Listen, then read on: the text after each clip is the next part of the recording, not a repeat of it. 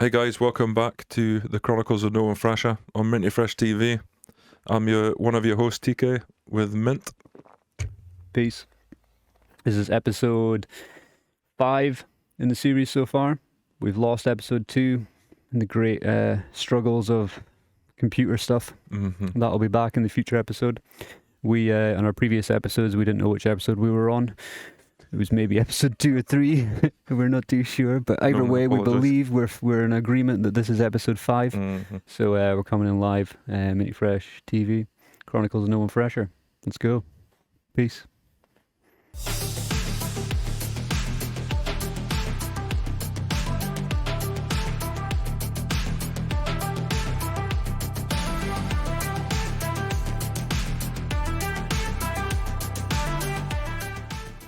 So, TK, welcome to episode 5 of Minty Fresh TV. Episode 5. Episode 5 already. Hopefully people like this. Yeah. Pretty sure they will. Yeah. We hope. I've had loads of thumbs up. That stands for something, Thumbs right? up what exactly?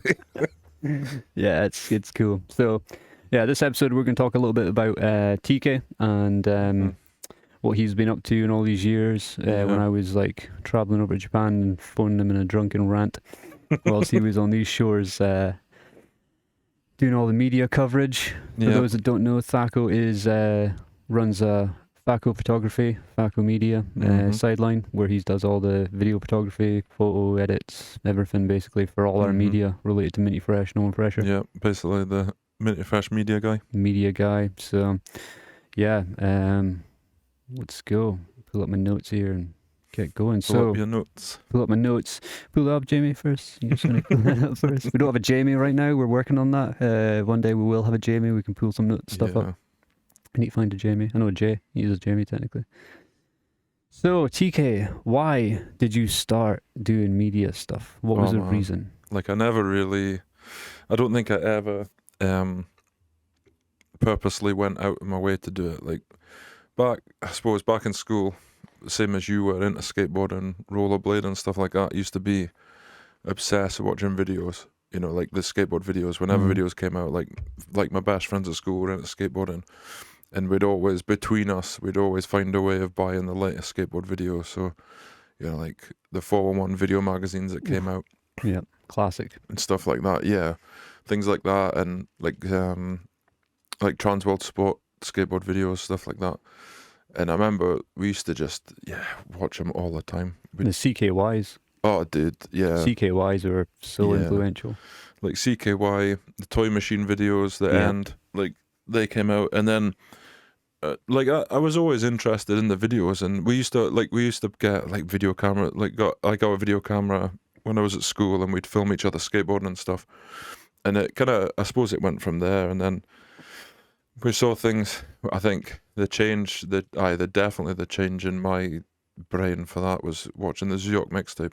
Like when that came out, like Volume 1 mixtape, damn, like unbelievable. Like I was into hip hop and drum and bass and stuff, and I was into like videos and cool stuff. But like, see, when they combined together to be like the thing, like all the freestyle hip hop stuff and then the skating.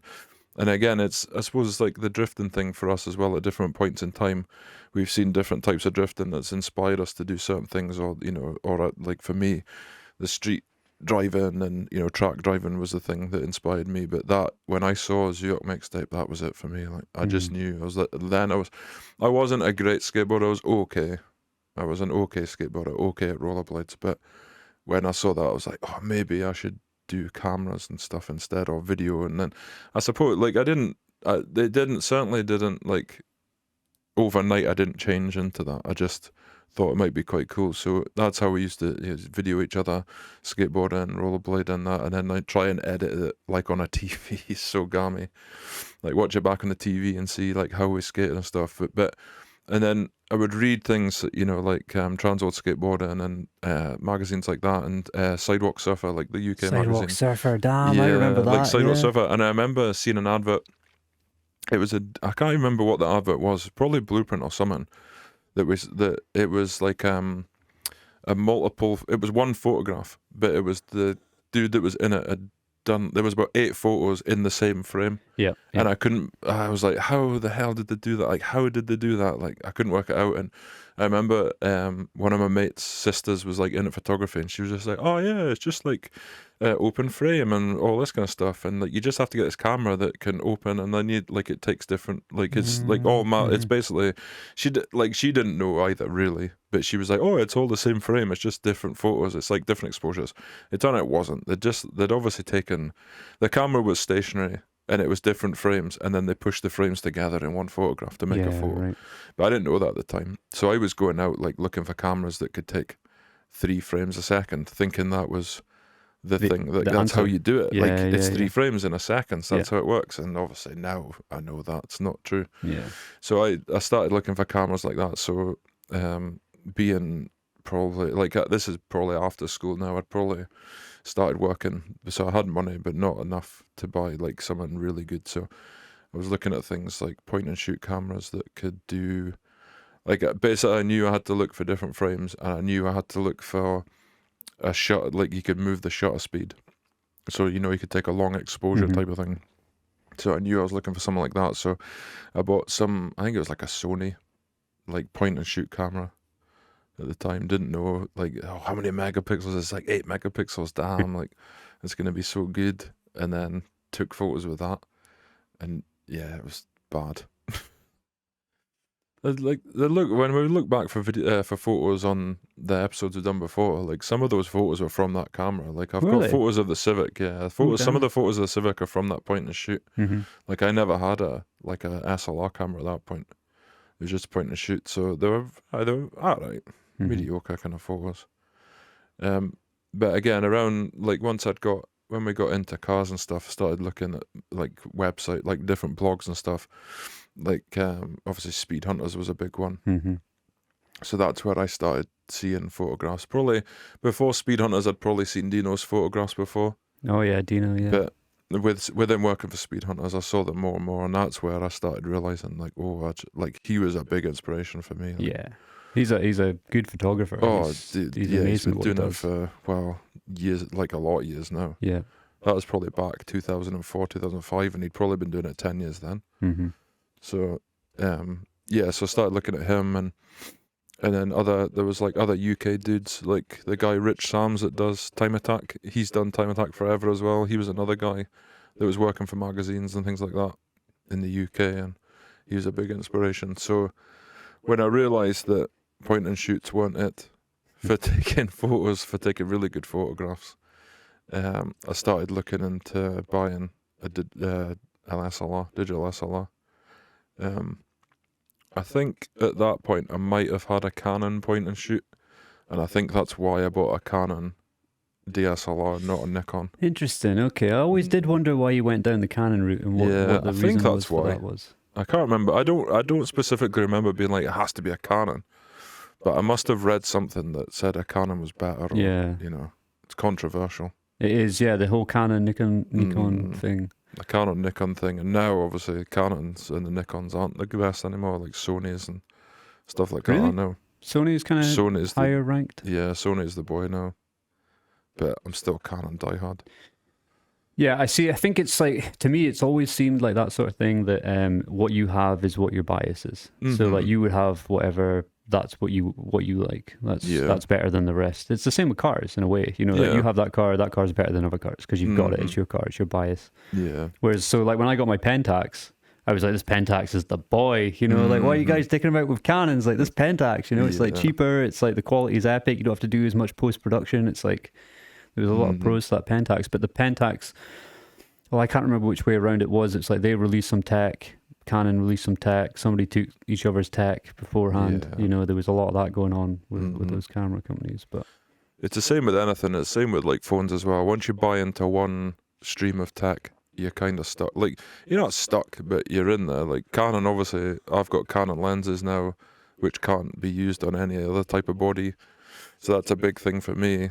Like when I started, so go back a little bit, when I started with looking for an SLR, I was looking at different Canons and stuff, and I was going back and forth to America quite a lot, so I was looking at different cameras. At the time, I didn't realise that the cameras were the same, They were just different names. Obviously, in America, the Canons were called Rebels, so you got a Rebel T2, Really? and a Rebel T3, and they were different. Now I know that they obviously, they're the same camera. They just got different names, basically. Ah, okay. So, I think I originally looked at buying an American camera because it was cheaper to buy in America, but I think I got put off with the fact that it was like it's a different model, so it won't be the same. But it actually was. It's before, the internet wasn't as good. Yeah. At like information resources as now. So, so I ended up buying a Canon 40D.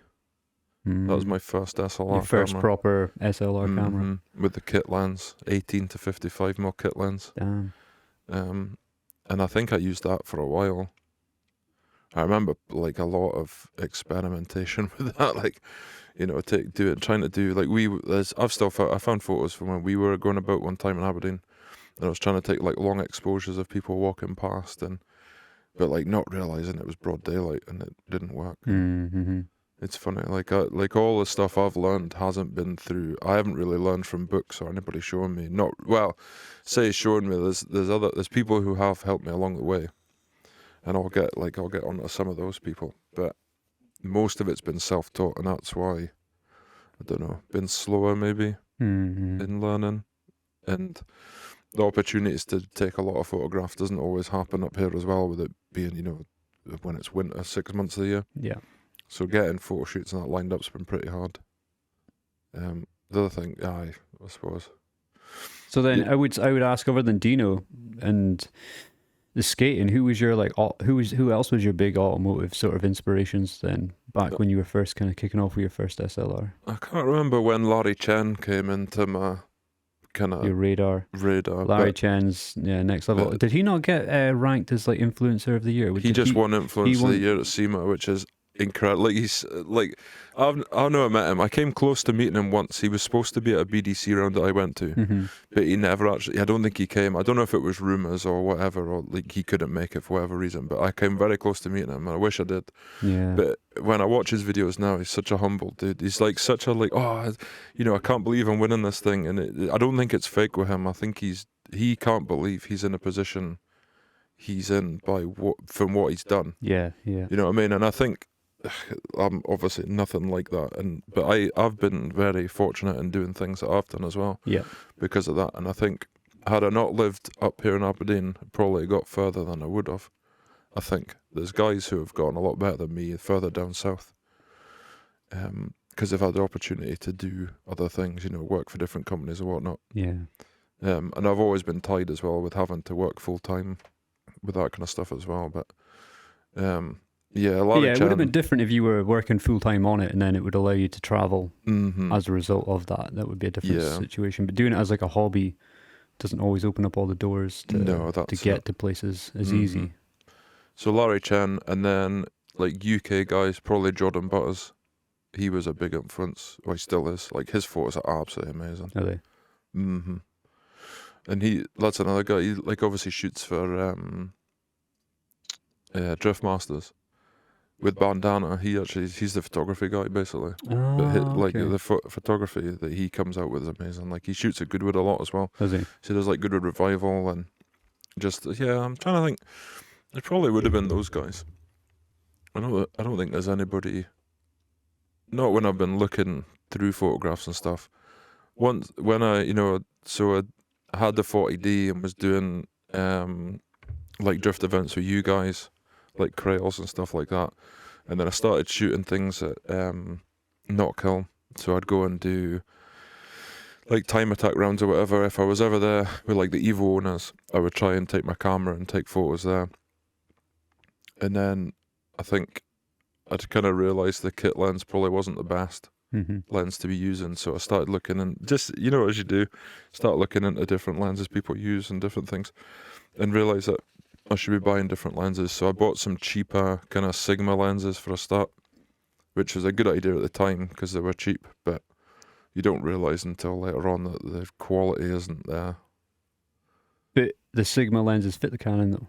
Yeah, because they're obviously made to fit that Canon. Like they're Canon fit, but they're like third-party lenses. Okay, yeah. And at the time, like I think it was a 70-300 I had, and I think I had a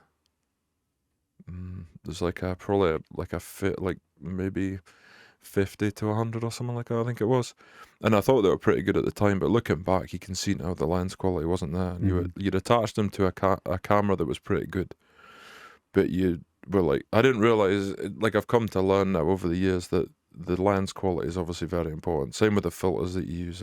Again, made a massive mistake back in the day using filters that weren't the greatest.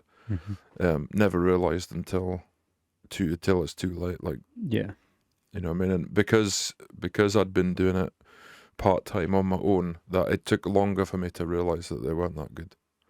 You know what I mean? So I'm 40D, and then I think I realized that the 40D was okay. It had limitations again, like shutter speed and stuff like that, and it couldn't process images quickly. It was never designed to be a professional. It wasn't like semi-pro. It was an amateur photography, camera. Probably for taking stills, not really sports photography, which is what I was slowly getting into. I started off taking photos of still stuff, and then obviously the knock hill, drifting, all that, it became a sports. You know, I need a sports camera as opposed to a stills one. I was still doing shoots, obviously, on the side, doing stuff for us as well, doing our own shoots.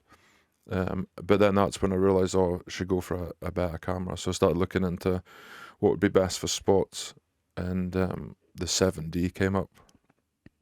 So it was better image quality, faster shutter speed, stuff like that, and designed for sports. That's what like semi-professional to professional guys were using for football and rugby and stuff like that, and obviously motorsports. So I upgraded to the 7D, and I remember it like I got it from it was this Chinese company, and they still exist. I can't remember what they're called though, but they were basically importing cameras into the UK. Okay. So like you didn't have any, like you had warranty, but you didn't really. If you wanted to return it under warranty, you had to go back to China. Oh, nice. And it was cheaper, but again, you know, learned my lesson there. Never had any problem with it until I tried to get it serviced. Then it was a problem. The service company didn't want to know. Oh, brutal. Because they're not interested. It's like some import. But never mind. I digress. I've had a few problems with service companies. Not problems with the companies, problems with cameras to get them serviced. Mm-hmm. You know, that 7D actually had an autofocusing problem a good few years back, and it cost almost as much as a camera to fix the autofocus problem. Damn. Which, in hindsight, I probably should have just cut my losses and bought another camera. But yeah, so I started using the 7D.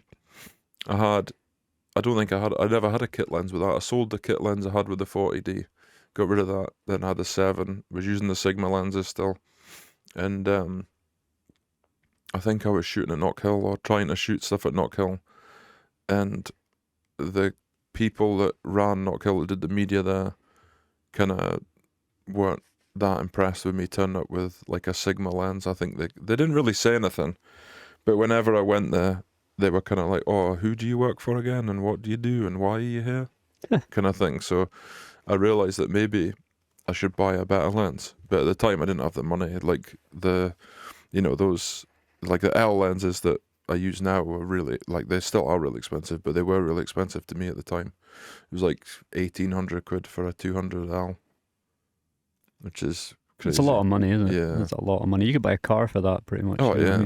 I mean? So I started renting them. I rented lenses. Like, I Did found you? this, a couple of companies. It was like Lens for Hire and Lens Pimp. They used to rent lenses. So I rented a lens for Time Attack one time. It's probably back in 2011 or it'd have been 2011, and realised that, oh, damn, 1,800 quid lens does make a difference. Yeah, right. You know what I mean? You get and what you instantly pay for. knew that the Sigmas were either days were numbered, like, Yeah. and that I'd either have to continue renting or I'd have to save up Mm-hmm. to get an L lens. But I just ended up renting for a long time. Even when I did, so in 2012, I applied to be media for BDC. So again, using Minty Fresh as one of our blog and all that kind of stuff. At the time I had a blog, and I used all those numbers to get a way in, and managed to, at the time, I think it was Ross Hansen that was the media dude there, and I knew who Ross was. He obviously owned Dory Stars, or was the owner of Dory Stars, the blog, which was again a big influence.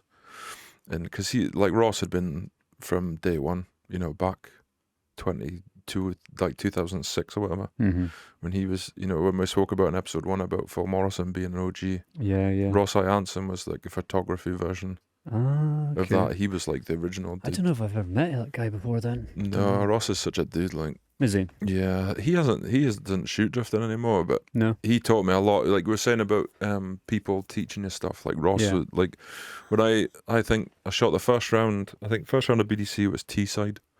So I went to T-side and met him. I was just like, oh yeah, I'm THACKO, blah blah, and he's like, oh yeah, that's fine. And just kind of asked him for any pointers. I was using an L again. I think I'd rented an L with an extender just in case I needed it.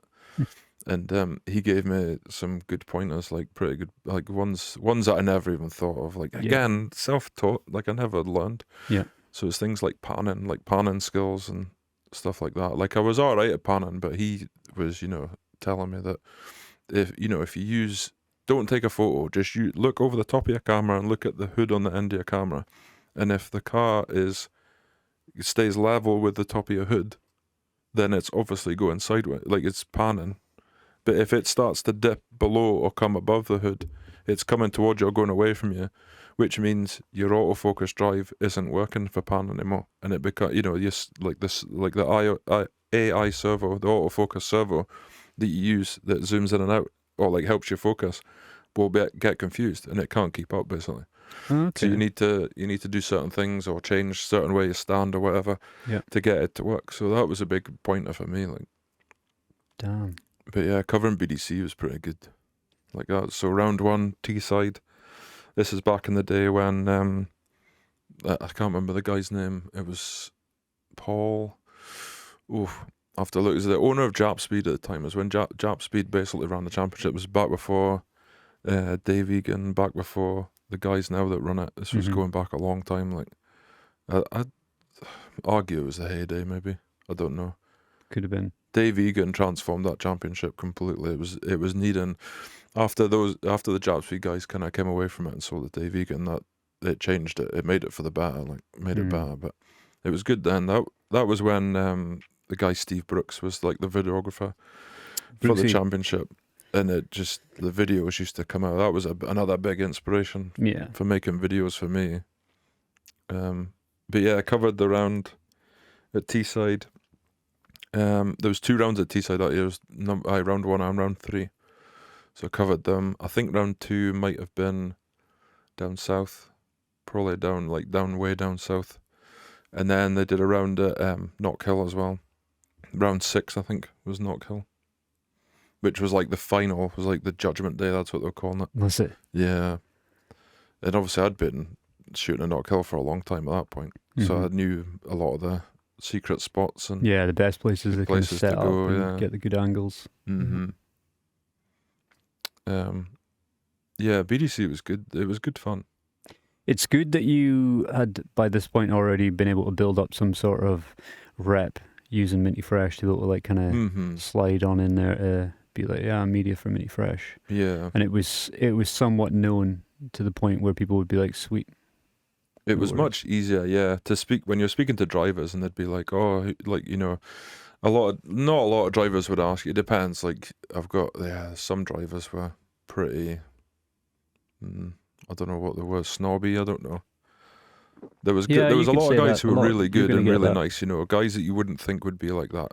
You know what I mean? There was guys like Polo, and Polo like never really spoke to him before, and then when said to him who was shooting for, he's like, oh yeah, I know you guys. Like, yeah, you're all right, like kind of thing. And yeah, Polo was a G. Is he still about?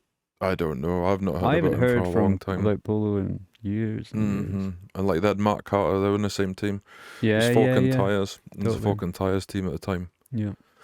But there was other drivers that weren't so good like that. Yeah, you're gonna get that though. You're gonna get that. Even when I did certain comps here in the UK, it was exactly the same. Certain drivers you would be like up against, and you'd become like really close. Just by having a round together, you'd be like really friendly, and then some guys would just pie you off. And you're like, that's fine, It's it's I suppose it's competition drifting. It's competition drifting. Yeah, Mm-hmm. people are like zoned into certain parts where they're wanting to win. They've spent a lot of money to get here. There's been a big build up to get to that position. So yeah, some guys aren't going to be taking into consideration media cover. They're just going to be like focused on their own driving. So they're probably not going to think about it. Some guys will be like chill. They'll be there to do an event. They'll be chill, and then they'll appreciate people wanting to do media. So they'll engage more. Yeah, you're going to get that. Yeah. No, it was good. Like like at round one at Teesside, me and Nix went down. We ended up staying in a hotel, and there was these two guys from Ireland that we were speaking to, and they were competing or whatever, and they were really sound. And I remember we were like sitting one night. I think we were like having a drink or something, and they were just like, "Oh, do you know any like Irish drifters?" And we were like, "Well, yeah, kinda." Like, and this guy says to us, "Do you know James Dean?" James Dean. I was like, I don't know James Dean, obviously, to speak to him, but I know who he is. And he's like, oh, he's my mate, and blah, blah. Like, aye, okay. Like, inside my head, I'm thinking, aye, okay. Sure, that's what you say. And it actually turns out now it was actually Mike who's his mechanic. Oh, no his way. actual mechanic, like Mike that does all his work for him. Well, doesn't do all his work for him, helps him with the cars. It was actually him. So at one point he was competing in BDC. Him and another guy, I can't remember his mate's name, but they had...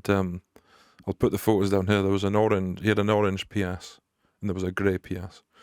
They were competing. They did okay, I think. I think they must have been doing like the amateur drift, because it was amateur and then pro or whatever. I can't remember how they categorised it at the time. Pro-am. Yeah, it was pro-am and whatever. But yeah, so they were competing in that. But it was funny. Brian Egan, he competed as well at one point, and Phil Morrison obviously competed. Bagsy. All those kind of guys. Mark Carter, Apollo, and there was dudes who I didn't know that were from down south.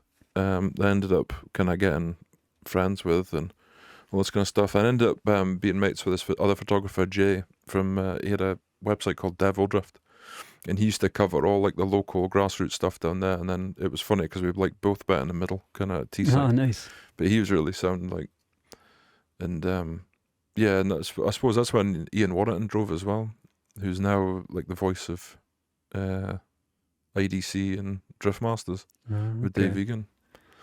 He was driving for Acorn Insurance.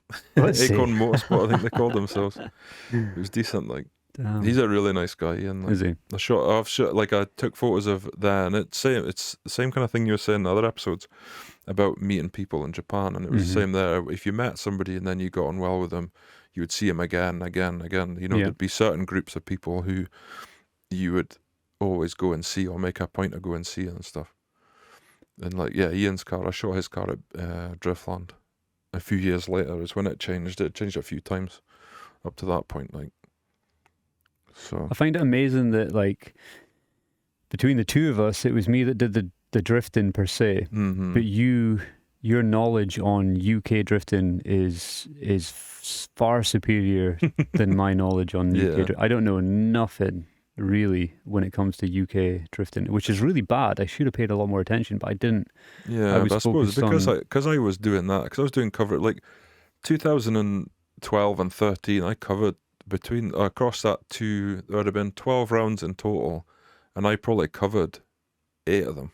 Yeah, right. So I was like well into it by that point. Yeah, it was getting to the point where it was good. Like I don't mind watching drifting. Like I couldn't watch an entire thing from start to finish. Yeah, like I never could, because like my attention span isn't good enough. And but it was getting to the point where you were just like, oh, I just wish it would.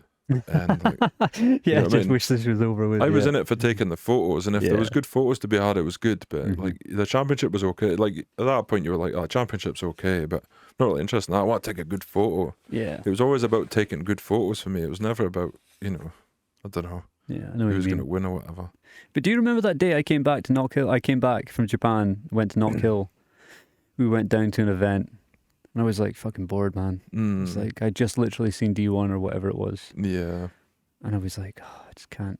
Can imagine those. They're not the early days of BDC. It was early enough days that the level was still low, on the bar here. Like, I'm not saying it was bad. Like, I'm not going to do that. No, like, no. It was good drifting. They were good drivers, but it was just in comparison to what I had just been experiencing. It was just like it was really different. But I remember back then being like noticing the difference in ability between the two places, and I thought, yeah, I was struggling to watch the whole event. I remember that, and that's why partly why I stopped going to certain events, I suppose, to watch, because I would rather go to an event and drive, you know, unless I was behind a lens as well. But then it got to the point for me where I was just like, well, if I'm with TK, like, what's the point? Like, in a way, do you know what I mean? Like, if you know somebody's there with you that's going to take a better photo than you, it's sort of like, well, what am I dicking about doing? You know. And then the other thing as well, I was getting media passes, so I was in a media area where it was easier to get photos as well. Yeah. Or better to you get had photos. Media coverage, whereas I was kind of standing behind a fence, trying to poke a lens through like a little grate, trying to get a photo. It got to a point though at BDC, like especially in 2012, I think, when they were at Knock Hill, it was the chasing was pretty bad. Like, was it? Like if you were in 5 car lengths of the car in front of you, you were doing a good chase.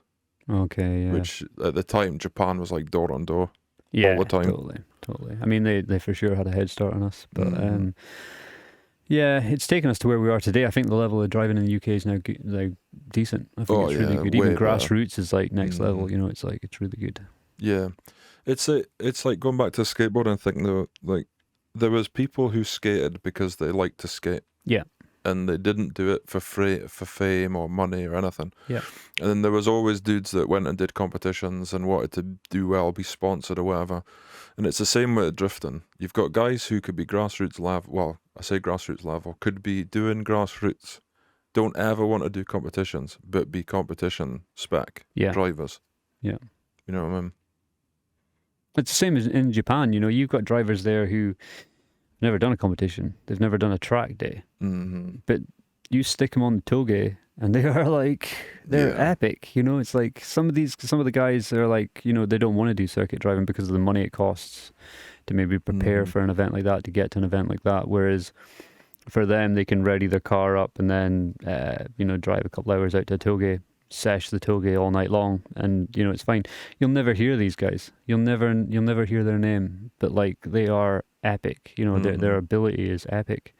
And then you get some guys who won't do street. They're just toge. They're just circuit drivers. So they've worked up from the circuits to the point where they're aiming for comps, because that's like obviously like the pinnacle of drifting. Yeah. To get into like a high level competition. And win. You know. So it'll be the same everywhere. Yeah, so round about that BDC time, 12, 13, I suppose, I was doing photo shoots as well for people. I was attempting to charge for photo shoots, but it wasn't going very well. Because people, I don't know. Trying to monetize the photo work. Try to. Try and get some money back and make money to buy other lenses and stuff, because it's obviously not a cheap thing. And especially if you were having to rent stuff on a regular, that wouldn't have been cheap. Yeah, like on average, like a BDC event like that, I wasn't making any money from it. I was actually spending probably 300-400 quid a weekend, easy. By the time you fuel, you know, driving from Aberdeen down to Teesside, hotel for 2 nights, renting lenses, you know, food, all that kind of stuff. Didn't make any money from it. Not that I didn't have to make money from it. It wasn't, you know. No. It was something I wanted to do. Same with drifting. You know, drifting's the same. You don't make money from drifting. No. You'll never will. If you do, you're not in it for the right thing. No. So yeah, I was doing that, but I was trying to monetize photo shoots, which didn't go down or didn't work very well. But the bonus is that around about that time, I was getting noticed from, you know, those magazines that were keen on using my photos, or you know, I'd take photos of somebody's car and send it to them, and just say, you know, I should maybe feature this guy's car, and like I can get the photos for you if you want. And so I did a few shoots. I did Nick's shoot for Total Nissan when his car was in Total Nissan. For those that don't know, Big Nick's had a. He'll talk about that when he's on, but he had an S14 Koki, which was sick with Workmeisters on it. Workmeisters. And Yeah. So I took photos of his car. I took photos of other people's cars as well. I can't remember. I'd been covering like local events as well. Like there's obviously hill climb events around by us as well. So I was covering them for people. We were doing rally as well. I remember we went to that rally event. Granite That was City sick. Rally, yeah. Yeah, Granite City Rally. Yeah, I did Big a up the few of Granite those. City Rally dudes. It's funny. Is that still a thing? Do they still do that? Granite City Rally's still a thing. Yeah, it's way stricter than it used to be though. Is it? Like when we were going, it was you walked up the track they were coming down in That like was in epic. half an hour time. It was like the only thing, I think it's the only rally event I've been to, but it was so much fun. It's like walking through the forests and stuff, and then just seeing these cars just like flying, literally just like flying through the air, just like, oh, it was just I next remember level. when was it me, G, and Jay? I don't think you were there. I think it was. I think it must have been the second time we went. I can't remember because it was the time we went and we took the Evo. Yeah, which was mental. I remember we were driving around like half rally stages with the Evo. And then there was another time where we went, and I just remember the whole week before that event, I was just like, I want to see some like Spanish rally. Like I'd been watching some clips on YouTube or something about all these dudes like having big, massive offs where they end up upside down, and, like the crowd come running and like roll the car back over and then they drive off, whatever. And I remember saying to G, like joking all the way up the road, like, oh, I wish we could see some Spanish rally. And the first car on the first stage was this Nova, and it come flying past us, and I was like, Jesus. He's fairly nipping on, and then as he disappeared out of sight, all you heard was like crash, bang, and the sound of a car rolling, which is unmistakable. And me and G were like, "No way, fuck, we better run down." So we ran down. His fucking Nova upside down, like fucking hell, roll it back on his wheels, and he'll drive off, you know. And he just rolled it back on his wheels, and driver gets out, and he's just like, "Yeah, that's fucked. There's no way I'm driving that." So the rallying was cool. Like that health and safety's probably killed that now, though. Yeah. Oh well, totally killed that. The rallying's still going on, but the spectator part of it's like you have to go to a certain place now. Do you? Yeah, because of all the people that have unfortunately died. You know, like the Snowman Rally, whatever it was that people got killed at. Granite City, I think somebody got killed at as well. Oh really? My car went off the road. Fair. Yeah, I suppose you can kind of understand that then if people are getting hurt like that. Yeah, it's wild. It's pretty wild, and like the same with like drifting as well. Used to go to some of those events, like not so much BDC. It was very like when Ross was running it, and then the guy Kieran after him. It was very strict about like do not cross the track at any point, and you know don't stand here and don't stand there. And they used to give you a map of where to stand and stuff. It was pretty strict, but like obviously Crail and places like that, not so strict. Yeah, early Crail days, definitely not. I think it's probably going to have changed since then, I guess, nowadays. Yeah, but I've been lucky. There was a guy who covered, I think it was BDC or maybe it was another competition, where Ross told us about it, and there was this one time a wheel nut come off and hit the guys. The guy was taken, I can't remember how it had come about, but the guy was not looking through his lens at one point, and for some reason he looked through his lens, and at the time he looked through his lens, this wheel nut come off and hit the lens square on the end. No way. And basically bounced off, and he was like, "Whoa, what the fuck was that?" And they found that like basically the end of his lens was dented with a wheel nut. There was a wheel nut that hit, come off a car and hit it. It's mental. So, pretty wild. Like. Motorsports is dangerous, kids. Yeah, definitely. That's why they put the signs up. Around about that time, we were covering meets as well, like JDM Task meets. Yeah. Stuff like that, and Team Beard meets. Went to a lot of the Beard meets as well. Team Beard, yeah, they were on the go, and a couple of times I went down to Knockhill and covered different track days for people. Like there was a Monster Unit track night. Fuck yeah, I remember that Monster Unit. No shit, yeah. For those that don't know, Monster Unit was like the Scottish equivalent to like what? Like I don't know, like a Risky Devil almost. Risky Devils, yeah. They were like we thought we were JDM. They were like super duper JDM. Monster Unit were like they were the boys. It was all Evos, Subarus, Integras, DC5, DC2s, Supras. Do you remember there was that B16? I don't actually think the Civic EG, I don't think it was Monster Unit, but it was the same kind of pack. It was the first turboed EG6 in the UK. Do you remember that thing? That thing was like turboed VTEC, and it was like, oh damn, this stuff's sick. It was all like Central Belt though, those guys. You know, who was it that ran Monster Unit? Was it Vinny? Yeah, it was Vinny. Yeah, and like Yeoman. Yeah. I got my brides from Vinny actually. That's where they came from. Yeah. Random. Brides that's sitting in the JZX 100 just now. Yeah, funny. Random. But yeah, it was, and then roundabout then I was doing I was covering time attack as well for different people. It was all different people. Like Fraser Gordon, I covered a time attack round for him one time. So he started working with this guy in America. They had this magazine called Style Auto. Style Auto. Yeah, and they wanted people. So I was one of the photographers for them for a while. So I covered a few events, like time attack, and I think I shot all these mini clubmen for that. Oh fuck well, yeah, I remember that. Yeah, I remember that. On the bags and stuff. Yeah. Yeah, I covered obviously Driftland. Were you doing all that stuff, even all these stuff with the 7D? What was that? Dude? Were you doing all that stuff with the 7D? Yeah. That was all the 7D? And mostly rented lenses. I was waiting to say, so by that point you were still renting? Yeah, so what I was doing at that time was I was trying to tie in shoots with renting lenses, basically. Okay. And then I think it probably been 2014. I think I just bought a lens in hand. I remember working out that I'd probably spent, I think me and Laura worked out I'd spent at least half the money towards a lens in renting. Yeah. And I was like, it's not, like I'm definitely, like I want to keep using these lenses. Yeah. So I think I just need to buy them. And I think I saved up and worked overtime and stuff at work. And basically got an L, so it's an L I've got now.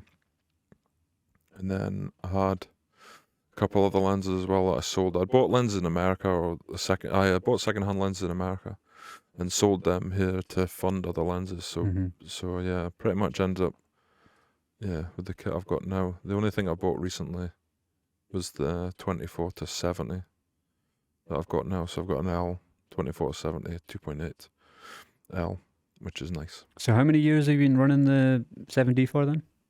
7D, well, it must have been from 11, 12 to now. So yeah, 12 years.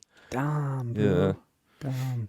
So moving on to camera gear, I just bought a 5D Mark III, so I've become a big boy and gone full frame now. Just bought a 5D. We should do like a celebrationary like animation for like just bought a 5D. Yeah.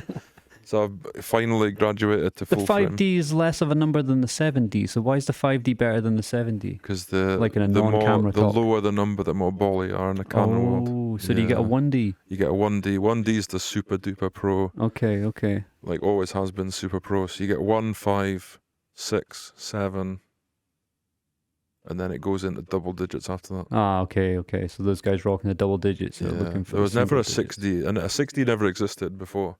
When I knew of. Now it does, obviously. There's a 6D one-hand Mark II. But I never knew at the time. Never knew until recently when I started looking into it. But yeah, went full frame. So hopefully next year I'll have even better photos. Oh, damn.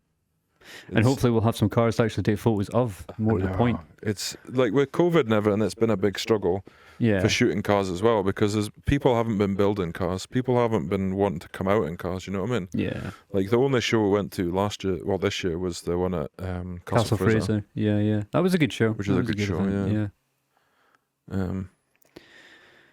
But yeah, so going back, like Driftland had opened in 2014, I think it was. Was it? Like early 2014, and because I was hanging about with guys who were Jeek knew well, I basically managed to blag an invite to a secret test, which was before Driftland even opened. Oh damn, a pre-opener event. It was basically a pre-opener. Where was I? You were probably in Japan, were you? Maybe, I don't know. I feel like I should have got an invite. I'll edit up some photos for this. I'm just looking at the photos that I took then. I don't know why they're super yellow. Pre-event. I didn't get an invite. So it's like on a Wednesday, like a Tuesday, Wednesday night, I think, before the weekend. Okay, and Jeek, there was basically Jeek, Kyle, and a few mates of theirs, I think. Basically, we're trying out different layouts and stuff. So I shot there on that night, and then went back the following weekend, or maybe a couple weekends later, to shoot. But that was it was privileged, obviously, being able to do that. You're right, cool, that would have been sick. That's like gone down in history. Like Driftland is, for those that don't know, is Scotland's main and only dedicated. Europe's only. Yeah, Europe's only dedicated drift track. Dedicated drift facility. Yeah, right. And like what they've done over the years has been decent. It's really good. It's like one of the only circuits. Well, actually, no, I can't really say that. I was going to say it's one of the only circuits where they don't really care about the grass, but they do care about the grass. They're just not on the same level as like other circuits where they'll ban you if you go into the grass. But Driftland have done really well. They're expanding, looking at putting like, I don't know, have they actually put the Nico jump in? I don't know. Is this answer to that? It's changed hands anyway over the time, but yeah, Driftland is our circuit, which is located in Lochgelly. You can find them on Driftland UK on Instagram. Yeah. Put a link in at the bottom. But those are basically that's our main circuit where we go to, proper circuit. It's the one you see in all the videos. Yeah, it's the one with the checkered. It's got the checkered wall. In fact, we could probably even insert some little clip here of Bandana when he filmed the JZX like in slow mo. So that was a sick little edit. Yeah. So yeah, there was the pre-opener, opener, then the opening weekend, and that's when I decided to film. So that was had I filmed before then? Probably a little bit, but not a lot. Not properly. It was mainly stills until this point. And I'm still not good at filming. Like, it's still, again, because I do it part-time, and because I only do it at events, I haven't learned enough. Yeah. You know, like at that, like the opening weekender video that I made, I basically used every single clip I had. I think there wasn't many clips I didn't have that I didn't use, should I say? But it was good. And then Final Boss was the next video that we did. That was a sick event. That was a really good event. I enjoyed that. Yeah, 14 and 15 must have been the year I basically stopped doing photos. Yeah, I definitely did notice a transition from the period of time where you were not taking stills and you were just doing video. It's because Kyle was into it. Kyle was like getting really into taking photos and stuff. So I didn't see the point in two of us taking photos. Same idea as like you were saying before. There was no point in two of us standing next to each other or. Totally, because I was doing the same. Like at events, I was taking my camera along because I'm just trying to shadow you, take photos, and at that point there was two people taking photos. And same when Kyle was doing it. Kyle was doing stills, and yeah. But like when I think I also realized that the videos were somewhat more entertaining, you know, like to be able to like record like random clips, like pan clips or like low down clips and stuff, and then put it into a montage with an audio track. It was like, wow, that's cool. You can get a lot more out of it, you know. So I was like, yeah, you do the videos, TK. I'll take the pictures, or Kyle can take the pictures, and then you do the video. Yeah, because I'd edited videos for you from Japan when you'd filmed them on that video recorder that only took tapes. That's right. Remember, like Danny's video recorder or whatever, and we had to use that stupid Firewire cable. I had to buy a Firewire card for my PC to be able to do it. And it was ridiculous. And the videos were good. They turned out okay. Yeah. But they weren't great. It's really hard. Like even now, like I've spoke to people about it as well. But doing like I can't wait to get Bandana on this because I really want to speak to him about it. But how the hell does he remember what was in each clip, or does he remember what's because like for me, if you took a whole drift day and you filmed everything on a drift day, right, you're going to end up with at least 7 hours of footage per camera. Yeah. So if you're using 5 cameras, which we were at one point, like GoPros, how the fuck do you find the clips in what would that be 40 hours of footage almost? Yeah, but you're taking 40 hours of footage and trying to make a 5-minute video from it. Like, I don't know how you do that. And that's how I struggled with that in the end. And that's why I do videos still, but I'm nowhere near good enough to do it yet. And also the cameras, to be honest, the technology's improved so much now that, you know, red cameras, like Bandana will use a red, and it'll just absolutely destroy a digital SLR in terms of quality and stuff. And same with the GoPros, like we're still using GoPro 3 and 4s, whereas a GoPro 10 now. Yeah, fair, yeah. And it comes down to money again. But then if you look at like the case of the new iPhone, the latest iPhone is like phenomenal. Like you know what it can do. Yeah. Like Jackie was showing me like her phone video mode and the stabilization it's got, and it's just like, damn, like that's amazing. Like I've taken videos recently. I'll put one on the bottom of this bit, like of just in the park, like through the sunlight, through trees and stuff. And I don't know how I'd recreate it on my camera. Yeah, really which is mental, really, if you think about it. Like a mobile phone in comparison to a dedicated camera. And I honestly don't know I honestly don't know how I'd recreate it. Like, I'm not good enough. Like, maybe somebody sitting there going, "Oh, fuck, you just do like this filter and do this." Yeah, but, this filter, this whatever. You know what I mean? It probably is filters and stuff, but yeah, it's crazy. Yeah, I would actually quite like to get Bandana on here to speak to you about video photography, because it'd be super geek episode. Oh man, it would be super geeky. But like, yeah, Bandana for me in the last few years, Bandana's definitely been like pinnacle of like a video, like motorsports, automotive, like video photography. Like his work is so good that I love watching his content. Like Final Boss, when he came, like I did a video and I thought my video was really good, and then about a week later I dropped his video and I was just like, what? how is his video so? But it just, because he's into it. He was obviously into it at the time. I think he was doing it. He must have been doing it full time then as well. Yeah, he was doing it full time as far as I'm aware. And that's again the difference between doing a hobby and doing it as your career. You know, he's having to be like at that point where his income is coming based on his output. So yeah, he has to be fast and he has to be good. He has to be fat. Even when, I don't know if you've seen it, but when he was recording his that J series or whatever it was in Japan, they did like a 24-hour event. You know, they were drifting all night long, and he got like a couple hours kip or something like that, and he had a video released before the event was over, sort of thing, you know. Oh, that's crazy. And it's because his clients was like, he wanted to impress his clients, and it was like, you know, so for him that was his focus, his income. He had to do that to get the cash to progress even further and to, you know, get the recognition for himself. And I think he achieved that by doing that. So yeah, to get him on here would be sweet. There's no danger I'm doing 24-hour edits, like, that's for sure. Nah? No, it takes far. It just, that's the thing, I don't have the workflow for it, I don't think. So it's something I need to learn though, if I'm going to do it all the time. Yeah. But that's the thing, it's like we're multitasking, doing so many different things. Do you know what I mean? We're running the shop, doing merchandise, we're doing like aero, we're doing like it's not even job, that though. Like events, like Golspie, when we did Golspie, I decided I was going to do video, which was fine. Yeah. But then all I did is spent like most of my day fucking about with cameras. Yeah. Like mounting cameras, taking cameras off, you know. You'd like somebody would be in a queue and you'd be like, oh fuck, is that camera running? Why is it not flashing? It's not running. Oh fuck, you go up to it, oh battery's dead. All right, change the battery. You know what I mean? It's full on. It's super ideally full on. You would need 2 or 3 years to really keep it going. So yeah, for Lucas in this example, to be able to do this, to travel to a different country, do all that sort of stuff, set it all up, compile it all, and then edit it within the same day of the event is absolutely mind-blowing, amazing. Yeah, we need to get him on here for definite. He's keen though. He's super keen to jump on. So he's a good dude. I first met him at Driftland for that event, and what did it for me was the fact that he was able to prioritize Minty Fresh.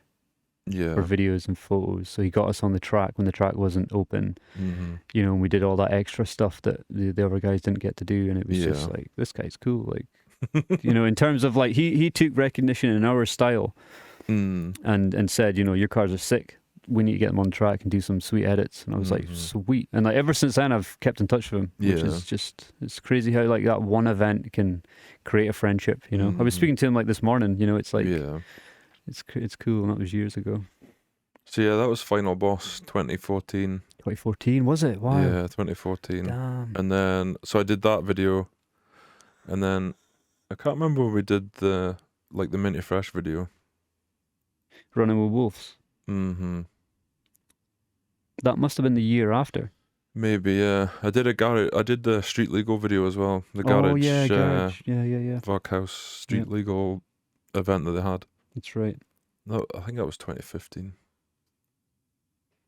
Yeah. And then in between, obviously, we did the livery shoot. Yeah. At one point. Shot of the random cars. I'll have to link some photos at the bottom. Yeah. I've got folders, so I can look through each folder and see what year I shot stuff. True. But like Elsa's MX-5, remember she doodled all over it. Remember it's called the Doodle Bus. Oh yeah, damn. I did that for a magazine as well. I can't remember what magazine that was. Shot that for a magazine, Colliston Harbour. Shot some other cars as well. You've had a few magazine features now though, which is good. Yeah, a couple of Banzais, Jack Performance, Fast Forward. Yeah. Was that with the Escort, Nix's? No, so Nix's uncle's Escort. Nix's uncle's got the ex Malcolm Wilson, Michelin Pilot Escort Cosworth. That wasn't actually for magazine. That was just for him.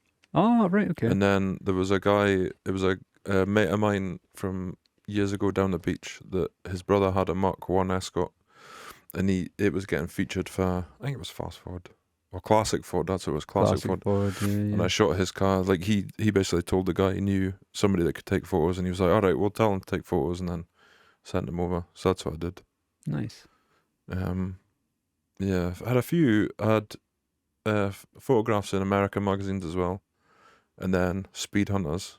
I got 2 sets of photos on Speed Hunters. Nice. Gary's Micra was one of them, and then someone else, can't remember. And it's a weird link because it was Taryn that saw the photos. Was it? She put them on Speed Hunters, and she also put them in New Zealand Performance Magazine. They were in there. She had like a little section, like a column or whatever, where she'd like have things from around the world, and his Micra was in there as well. No way. But it's weird that you knew them as well. Yeah. But she didn't know that I knew you, if you know what I mean.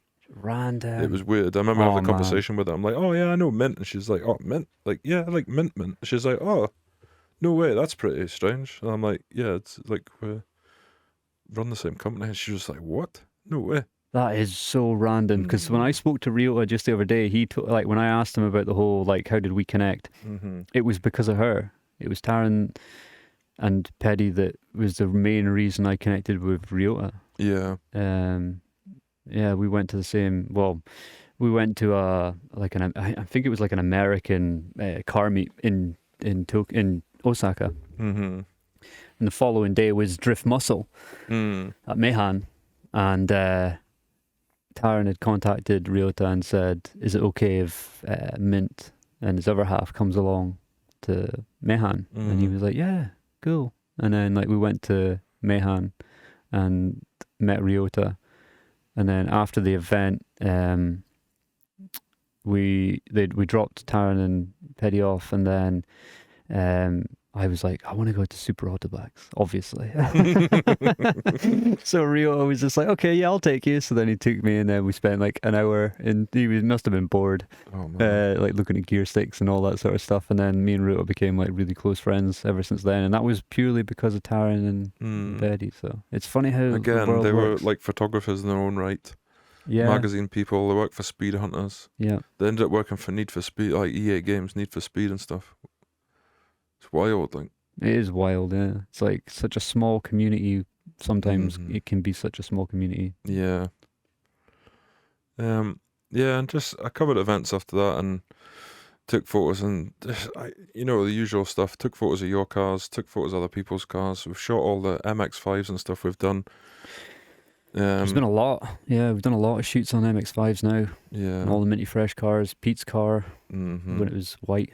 I'm just looking here. Shot Stevie Boy's JZX90. Oh yeah. Down, like he lives near where my grannies used to live before they passed. So when I was down there one time for holiday, I was like, "Oh, we should shoot a car," and he's like, "Oh, I don't know, not out for ages." I'm like, come on, please." He's like, okay. Egging him on, like, and he always, like, I remember rocking up and he's just like, "This is such a raft, man. I don't know what you want to take photos of for, like headlights smashed and stuff." I'm like, "Oh man, it looks amazing though, you know what I mean?" So yeah, I took photos of his car and some random industrial stick. It was decent though. Stevie He's a decent dude, like. OG JZX owner. Funny enough, that is the car that Mick owned. Yeah, that you drove in Dundee. Yeah. And obviously the inspiration for everything else that we've done. Yeah.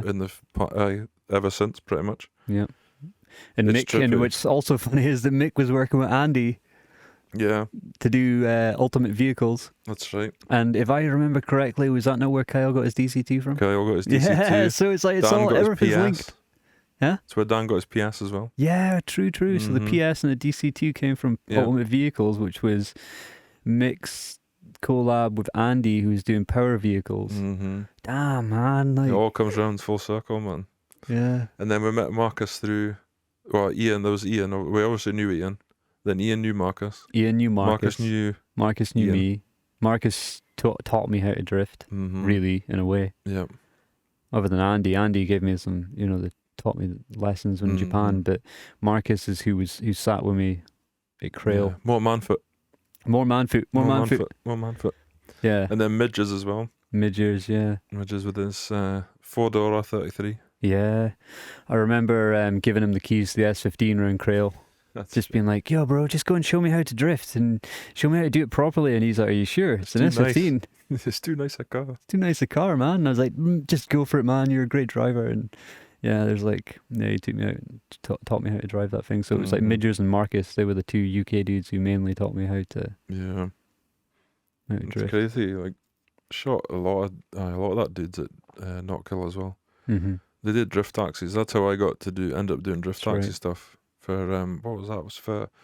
That was for Time Attack as well. It's when Time Attack had this weird thing where they did the what was it called? It wasn't because it was BDC existed, and then there was some weird like I think it was called the European Drift Championships, but it was basically an exhibition. It was like see, because 20 invited cars. I was going to say that. See, in episode 1, we said the first series was like that, but I think the first proper series in the UK was D1.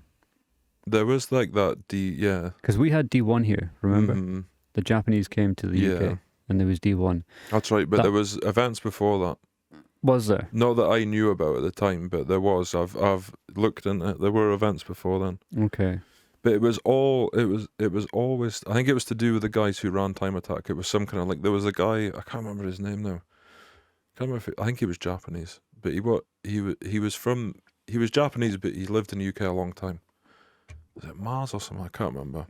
But he did a lot of the stuff, and he had some kind of connection with Time Attack, and I think he was connected with HKS as well at some point.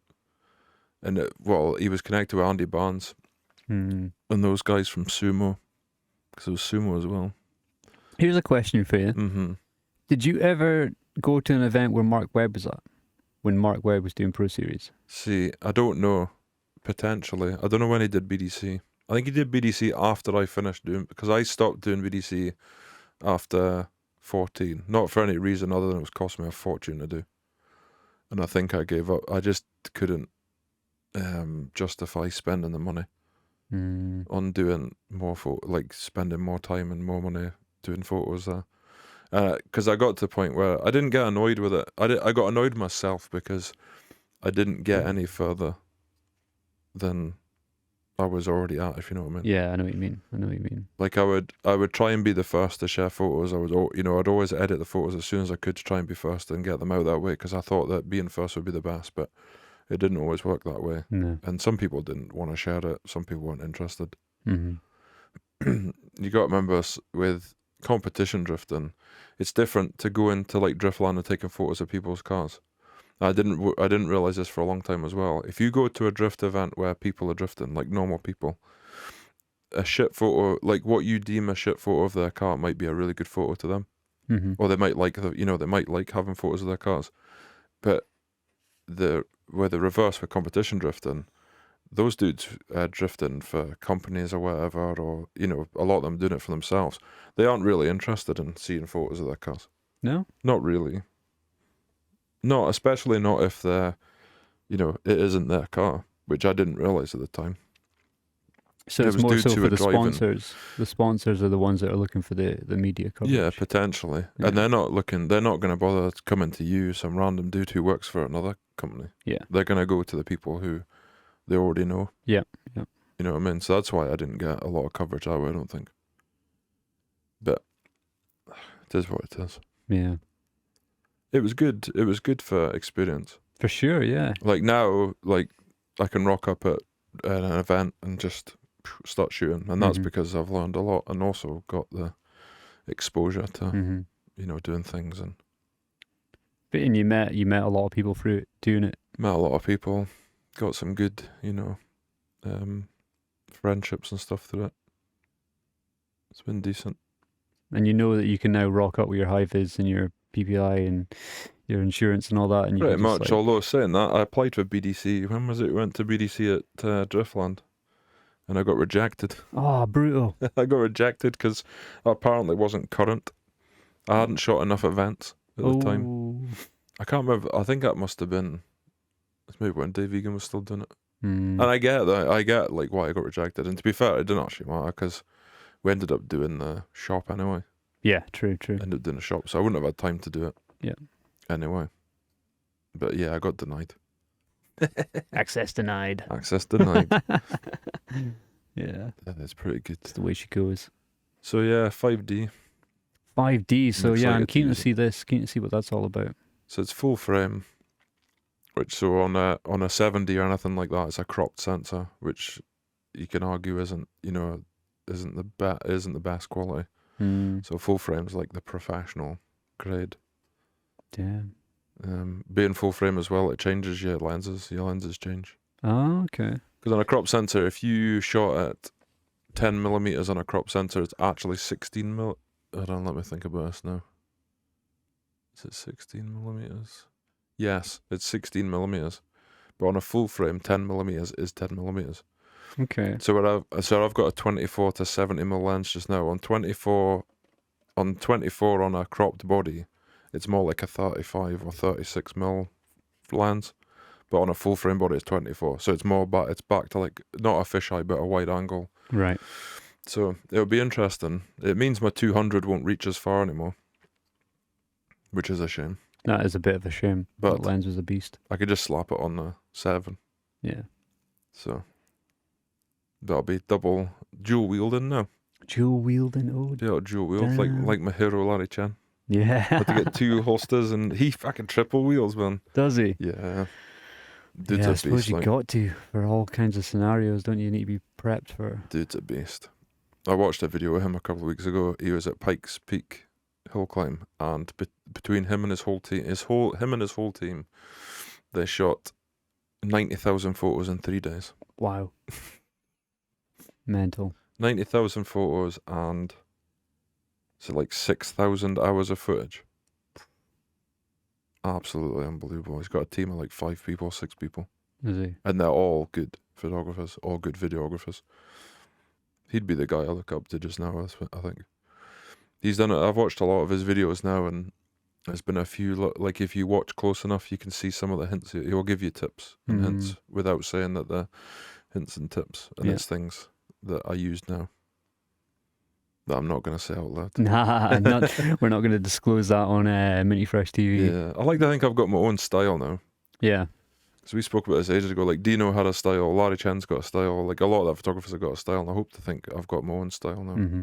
Those latest photos of Jack's MB, sick, so good, so good.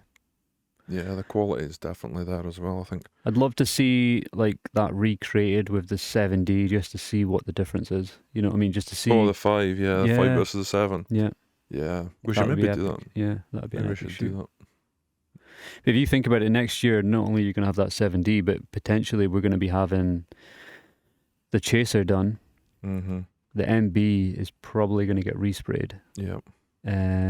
Those S15 is probably going to be kitted with a Gundam Aero kit. Next year should be good. 23, 24 is going to be boom in terms of like car content of what we've got prepped for what's coming out. Also, if anybody wants to hire me, I'm available. Available for hire. Available for hire. TK's OnlyFans. Yeah, no, TK's like OnlyFans for photography. Yeah. It's you want to plug it? THACKOmedia.com. Yeah, the URL? Check out THACKOmedia.com. It's not a mass. It's my old blog used to have a lot more stuff on, but Photobucket destroyed it. We're not gonna diss Photobucket right now, but we got a lot to say bad about Photobucket right now. Yeah, so THACKO Media is the place. I've started putting stuff in there. The problem with the blog now is blogs are not great to write. They're not. Certainly don't have the coverage anymore. Yeah. Like, we need to bring blogs back though. We need to have a YouTube channel, man. YouTube channel's the thing. Like. Yeah, we got a YouTube. In case anybody didn't notice, in case you don't know, we're on a YouTube channel right now. We're on the YouTube now. So this is us, MFTV. Minty Fresh TV is like almost like MTV. Notice that with an F in the middle. Yeah. Yeah, we could be the MTV for cars. That would be sick. Less triangles though. Or maybe more triangles. What I think we're going to do next year is I'm going to take inspiration from Larry Chan and try and do some behind the scenes stuff. Yeah. Like I'd notice he does a lot of stuff. Like if he does events and stuff, he'll film with a GoPro in his head, and like you'll see what he's doing with his camera and stuff. So I think I'm going to do stuff like I think I might do something like that. That would be a good shout. If you want to see that, let us know. Yeah, let us know. Because I'm not going to do it. I'm not going to spend 3 days editing a video that everybody doesn't want to watch. See, that's the other issue we're facing is that people's attention span as a whole is down big time, and that's engineered to a degree. Mm-hmm. So I mean, like the fact that if people are watching this just now and we're an hour in, and somebody's watched this entire video from an hour from the start to finish, they've got a higher attention span than most people out there. Yeah, and that's only because we've been engineered with social media now to like flick through a 30-second reel and watch a second of it. Yeah. Flick it. We should do what Palmer does on the Goodest Cast. What's that? Put a password at the end. And if you know the password, you watch till the end. Okay. And what does the password do? Nothing. So what? Absolutely nothing. It's just if you got to the end, like, you know, could be something like, you could say potato, like the password could be potato. Potato. And then people could comment like potato, and then you know you've watched to the end. Ah, I see. But okay, that makes a lot of sense. We're totally getting off topic, huh? Yeah, we're off topic. I was thinking actually about it is do comps. So like, can you imagine, like, you know, if we said like the first person to say the word potato in the comments wins like a free Bootwing spoiler. No, let's just do a sticker now. Let's test the theory. All right, TK wants to lowball you with a sticker. I'm saying like spoiler. I'm just saying as an example. We're not doing this, it's not official, but I'm just saying. No, let's do it. Let's make it official. If you put the first person to comment potato in the comments of this episode, we'll get a sticker. Okay. Or 2 stickers. Okay. So there you go. Potato is the password. There's going to be one guy, potato, and everyone's going to go, what the fuck's this guy talking about potato for? Yeah, like, where's that coming from? So, okay, I see. Yeah. So, yeah, I see. I just totally remembered as well. I want to go back to something. Oh, yeah, let's do it. When we did the video, We Are the Wolves. We are, yeah. Well, yeah. There was, everybody commented about the opening 1.5 minutes, 2 minutes. That was shit. Yeah. And nobody liked it. Yeah. And you can think it's shit all you want. But if you think it's shit, you miss the point. Yeah, fair. Because I remember writing a comment, like, if you don't understand the beginning, you've missed the whole point. Yeah. And I don't want to get aggro about it. We must unite. We must unite. If you know your things. It was such a pinnacle point in history that, like, people need to unite. Yeah. The people need to unite. And we need to listen to what's being said. It's in a Shikari song. Yeah. Or an intro or what, a skit or whatever in between a song. Yeah. You need to listen to it. I don't even know who the quote is. I'm going to have to find out. But it was multiple quotes. It was, but there was the one, what was it said? Oh, I know. We're not, what was it again? We will not commute between Brandlade homes, and it's basically about going, working to be a Brandho, basically. Yeah.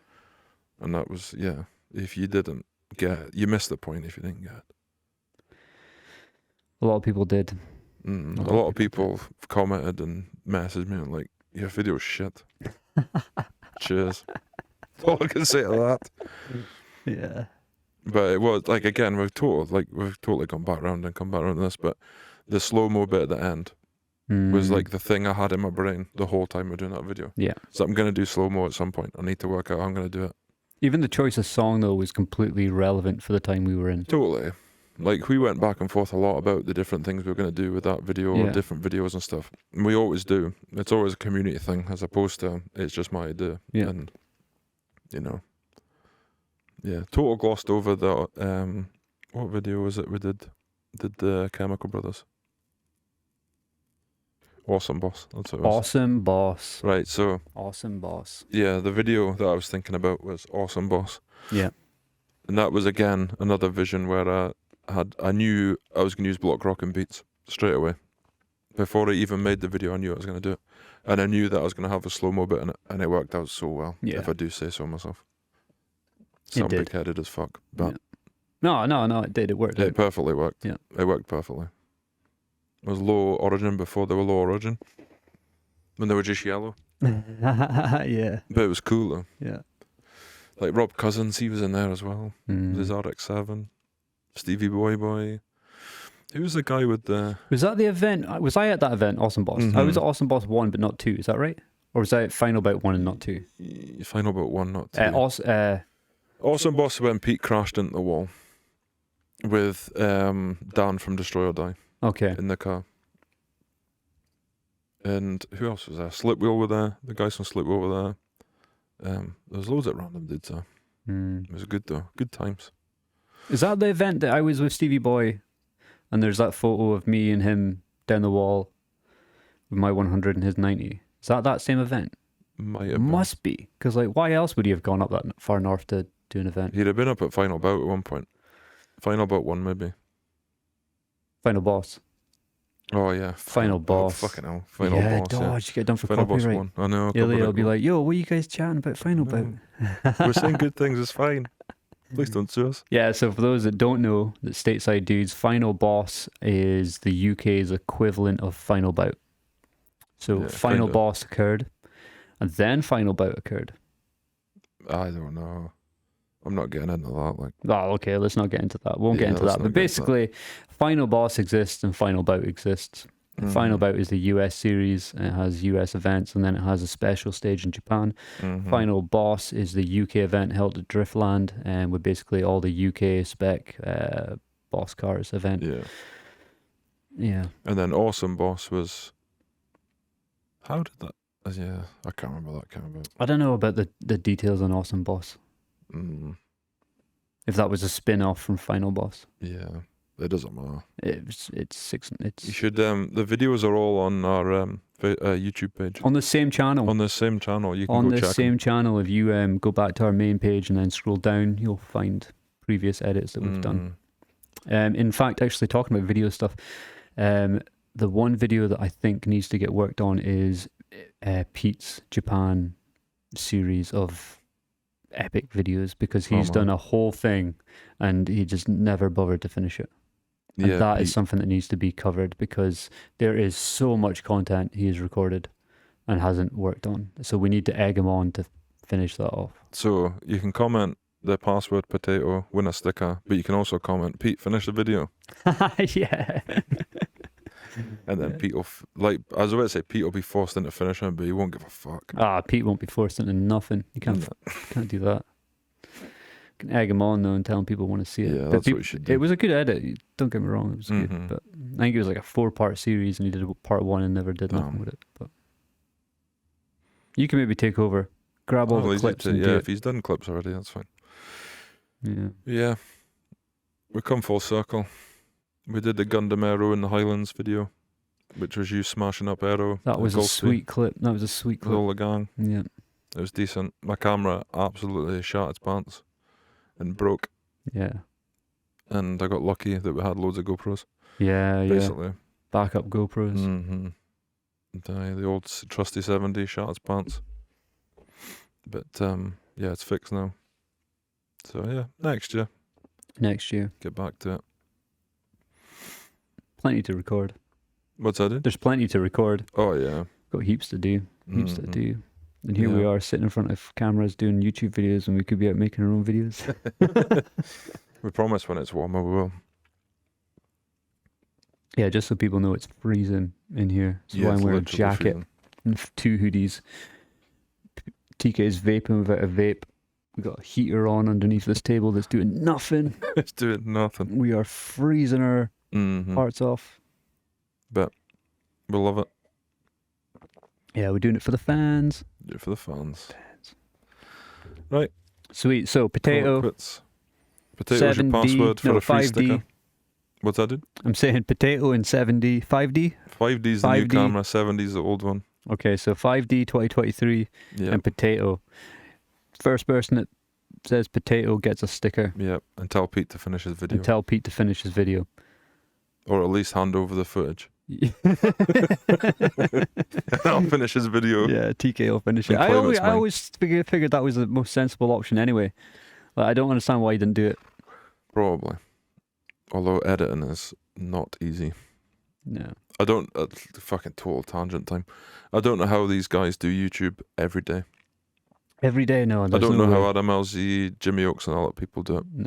I really don't. Monetized to the income. It's monetizing, career. it's a business or whatever, you know, they're making money out of it, so it's obviously in their interest to do it, but fuck knows how they do it every day, like every day. I'll let you in on a little secret, TK. Mm. Alcohol. Well, probably. I'm not saying they do, but I'll tell you I do. See, when I see what I found is that you're well aware of this. These guys won't know this, but when I was in Japan for the last however many trips, what I would do is I would record like whatever, all these events, all that sort of stuff.